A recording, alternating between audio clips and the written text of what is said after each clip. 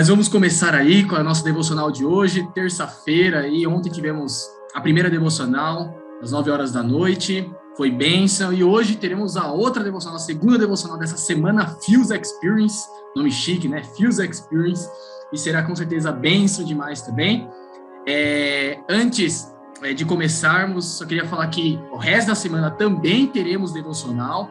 Amanhã será às 18 horas, quinta será às 21 e sexta também será às 21 e sábado, para encerrar, terá uma devocional presencial pré-culto. É para começar o Fuse daquele jeito, né? Então não percam, cheguem no culto mais cedo, porque 6h45 já terá uma devocional presencial lá no Atos 1:8, devocional pré-culto, beleza? Então todos estão convidadíssimos aí para estar com a gente, que vai ser bênção. E agora eu passo a palavra para a Lilian. Boa noite a todos. Como o Gabriel já falou, mais uma devocional, e antes da Fran começar, eu gostaria de orar. Senhor Deus, muito obrigada, Senhor, por essa noite, obrigada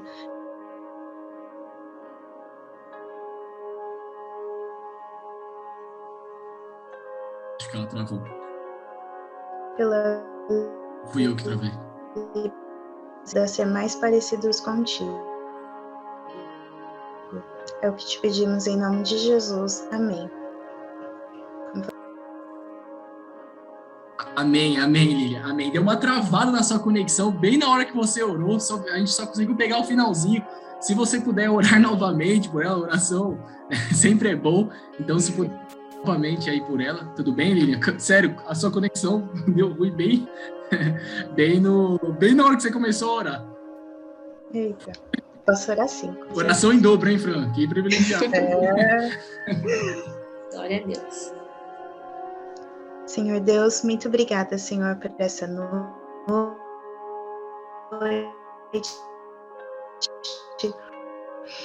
Obrigada, Senhor, porque te pedimos, ó Deus, que o Senhor use a vida da Fran, Senhor, como teu instrumento, que a tua mensagem venha tocar os nossos corações e que sejamos, Senhor, mais parecidos contigo. É o que te pedimos em nome de Jesus. Amém.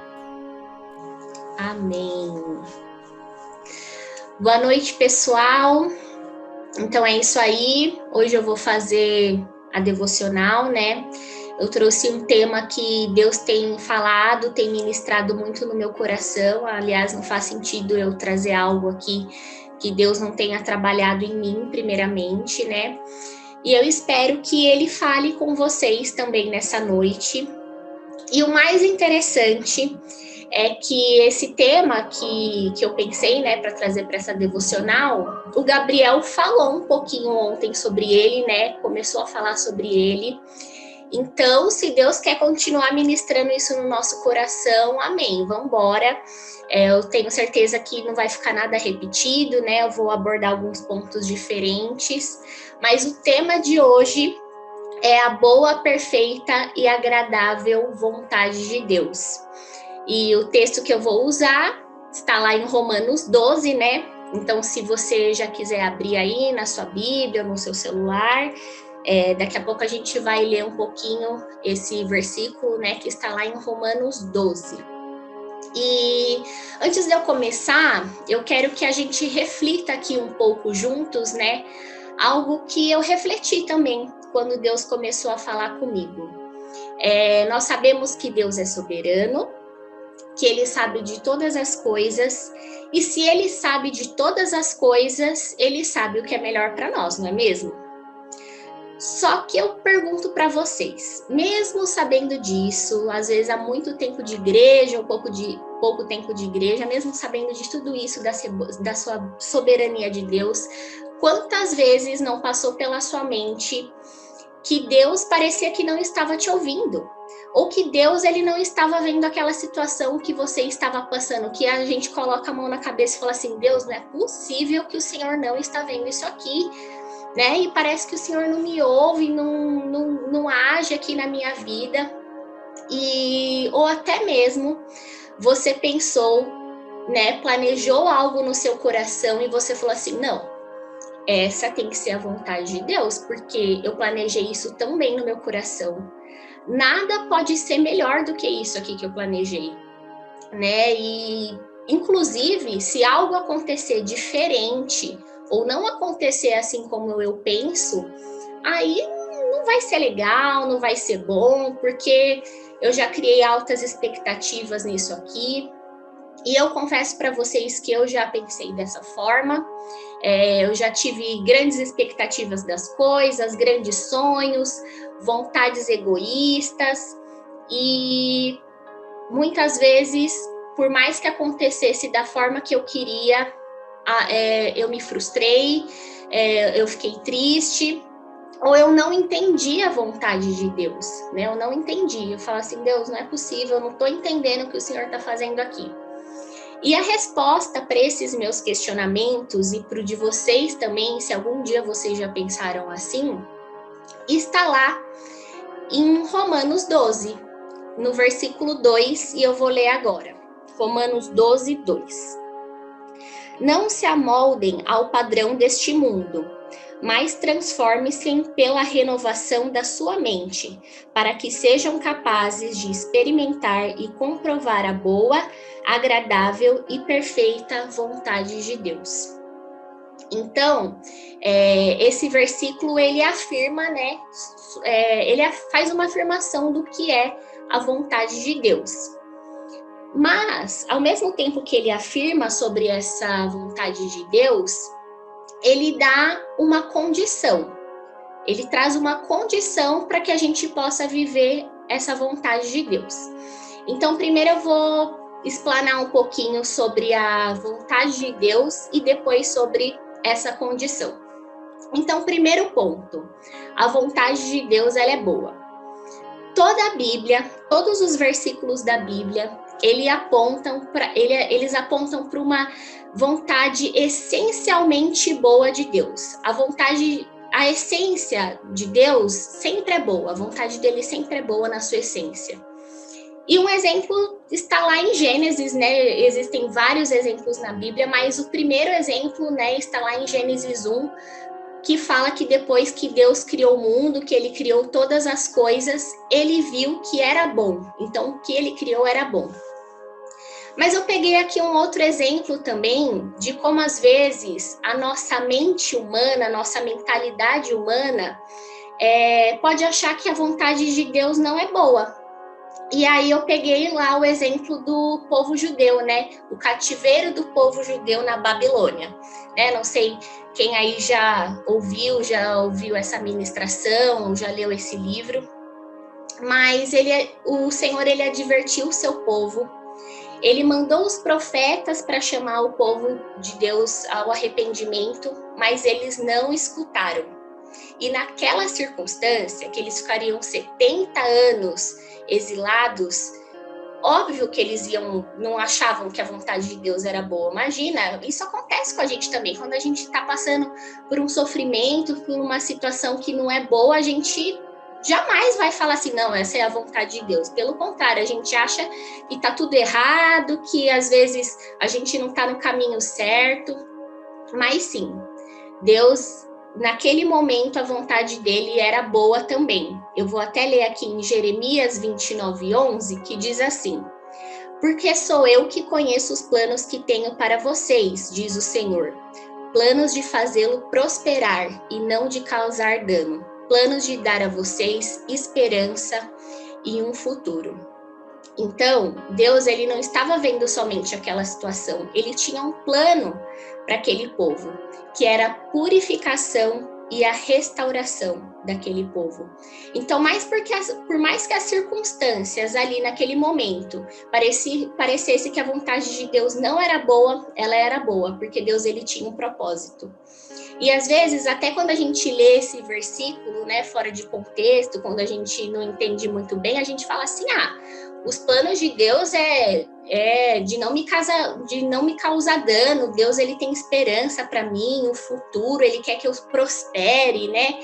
Mas quando a gente entende onde está inserido esse versículo, o contexto, foi difícil, porque o Senhor disse isso, mas depois eles ficariam 70 anos em cativeiro, né? Então a gente viu primeiro que a vontade de Deus é boa, por mais que às vezes as circunstâncias não aparente isso. E aí o segundo ponto, esse versículo fala que a vontade de Deus, ela é perfeita. E o que é perfeito? O perfeito é aquilo que é ideal, que não há falhas, que é inquestionável. E aí eu fico pensando, né? A natureza humana, o nosso pecado, a gente consegue pegar algo que é perfeito e questionar. Quer ver? Eu vou falar aqui quando que a gente pega essa vontade perfeita e consegue questionar ela. Quando nós questionamos a Deus. O que ele faz, como ele faz e no tempo que ele faz. Não sei vocês, mas eu já questionei muito isso a Deus. Principalmente a questão do tempo, né? Pensem aí, o que mais às vezes vocês questionam a Deus? Como ele faz, o que ele faz ou o tempo em que ele faz, né? E lá em Romanos 8, 28, diz assim: todas as coisas cooperam para o bem daqueles que amam a Deus, daqueles que são chamados segundo o seu propósito. E todas as coisas, gente, até complementando lá o ponto 1, né, que a vontade de Deus é boa, todas as coisas são todas as coisas mesmo. Então, isso quer dizer a nossa alegria, a nossa satisfação, o nosso conforto, a nossa dor, o nosso sofrimento e as nossas privações também. Mas, às vezes a gente tenta relacionar a dor, o sofrimento, as privações como algo que não é bom. Mas não, a dor, o sofrimento, as privações também tornam a vontade de Deus, também fazem parte da vontade perfeita de Deus.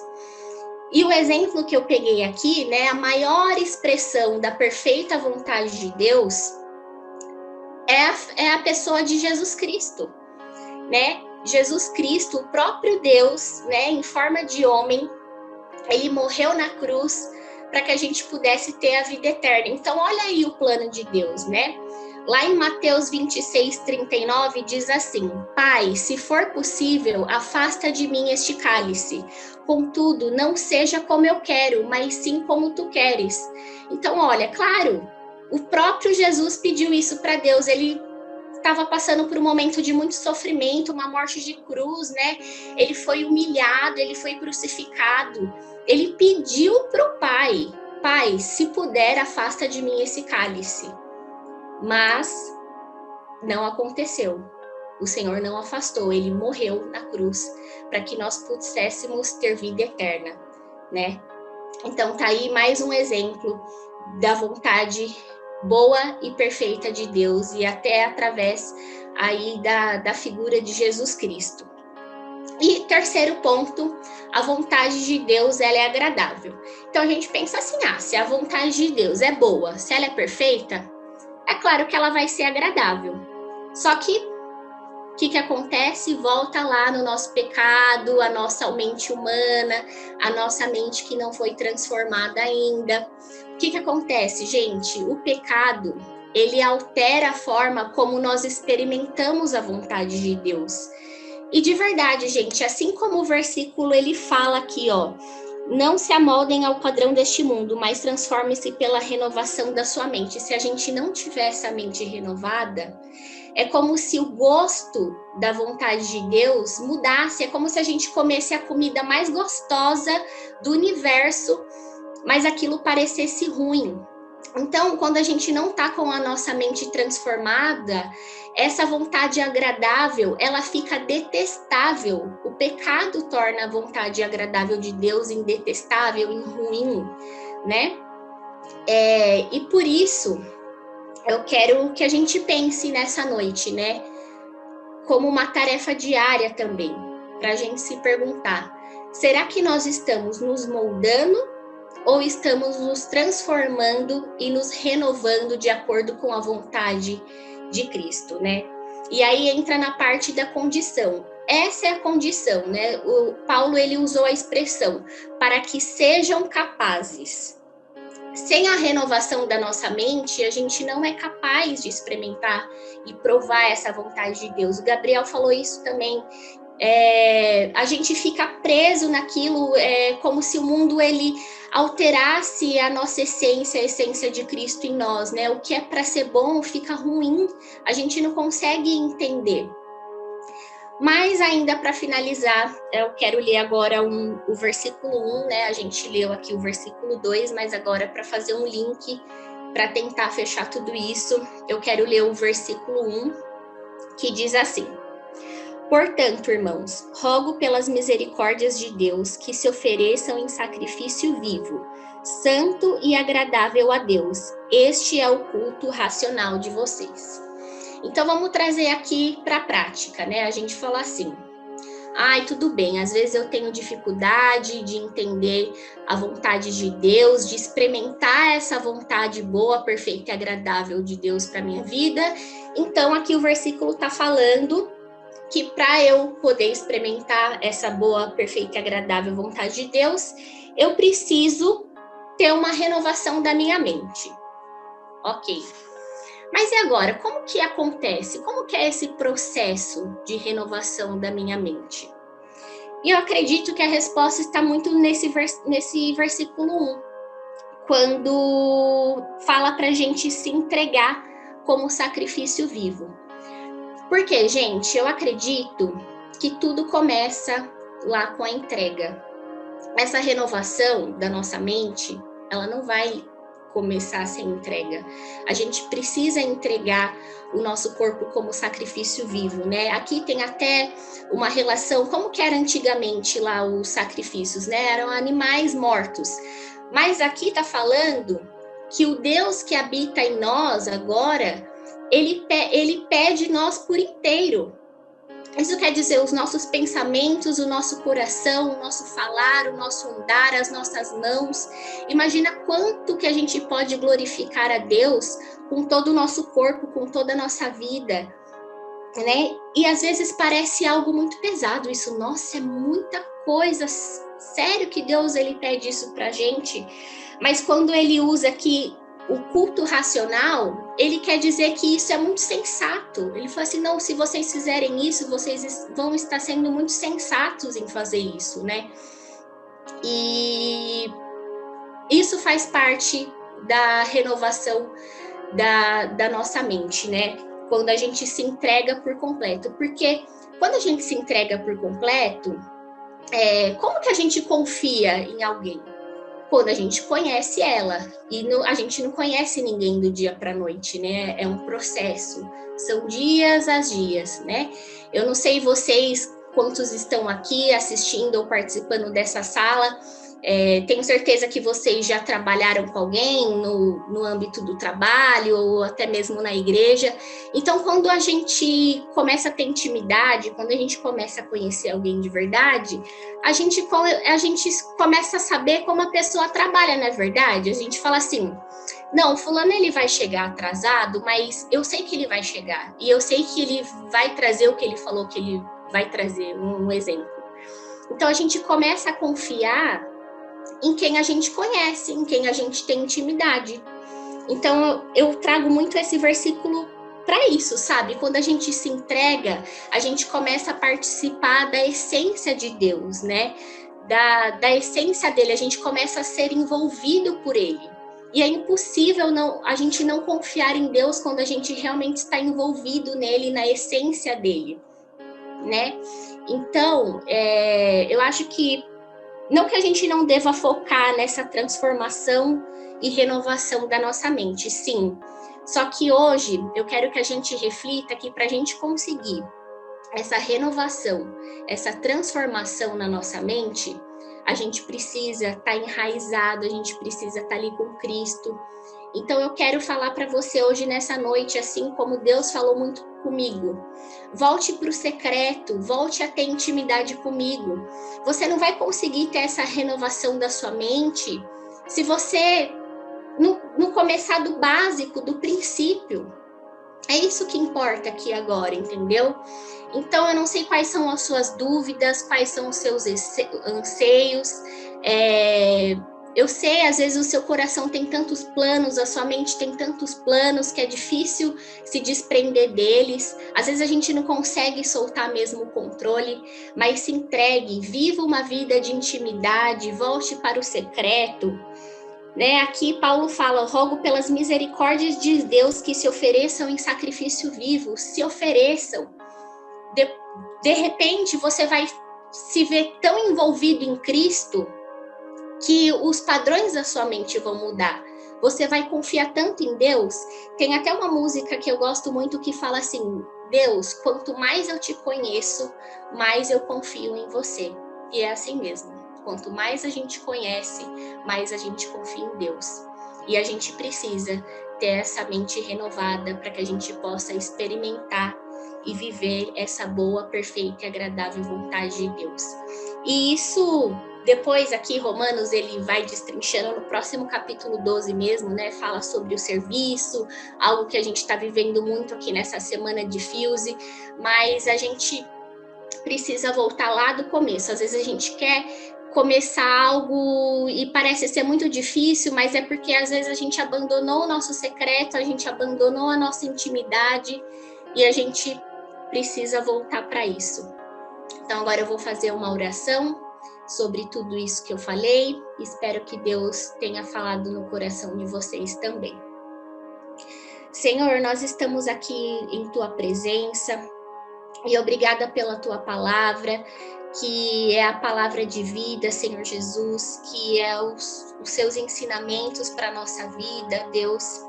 E que a gente possa, Pai, voltar para o nosso secreto, para a nossa intimidade, que a gente possa nos entregar como sacrifício, Senhor Jesus, vivo e santo, ó Pai, em Teu altar, que a gente possa ser envolvido tanto por Você, Deus, que a gente possa confiar em Ti plenamente, e para que que a partir daí nenhuma mentira do mundo vai nos enganar, e aí sim a nossa mente vai ser transformada, e nós vamos conseguir viver e experimentar a boa, perfeita e agradável vontade que vem do Senhor, Deus. É isso que eu te peço e agradeço, em nome de Jesus. Amém.